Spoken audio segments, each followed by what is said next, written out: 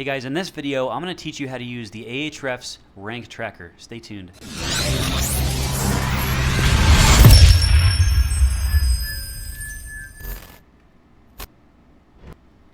So I'm inside of my Ahrefs dashboard and I've clicked on the rank tracker tab, and right away I can see the project that I created earlier. If you haven't created a project yet, go ahead and just click this new project button and go through those steps, answer all the questions about the website you're trying to track. So I've already done that here for my website, and I'm going to click into this to see what I can find in the rank tracker. So previously I added these keywords, and you can see here it is in fact tracking my position in these searches. Now if I want to add more keywords, I'm just going to click this button up here in the top right, and I can add them here. And if I have a geolocation that I want to specify, I'm going to put that up here. If I were to add a keyword now, it's going to add 2 keywords to my list. One of them is going to be for all of the United States, and one of them is going to be for Fort Lauderdale, Florida, where my business is headquartered. So I don't want the entire United States. So let's say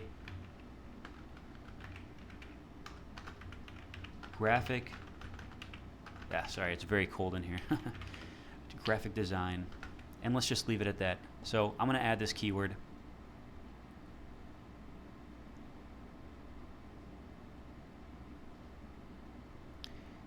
Once this is done loading, it's going to take me back to the rank tracker dashboard for my project, and I'm going to see this keyword added to my list, and it's going to give me information about my ranking and information about the keyword itself.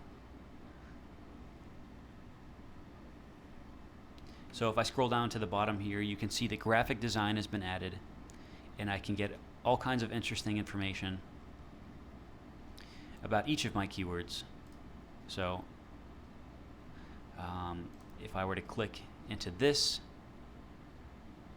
it'll show me my positions. If I were ranking somewhere that Ahrefs could index me, it would show me a lot of interesting information here. It's going to tell me what kind of SERP features I have. So I have site links for this keyword because this is my brand name, so that's pretty common. I also have images in Google Images that are ranking for my brand name. So that is the rank tracker. There are a few other features that you can explore, but I find this fairly helpful. I don't report on rank tracking. I don't find any rank tracker really to be very accurate, so I never really report it to my clients.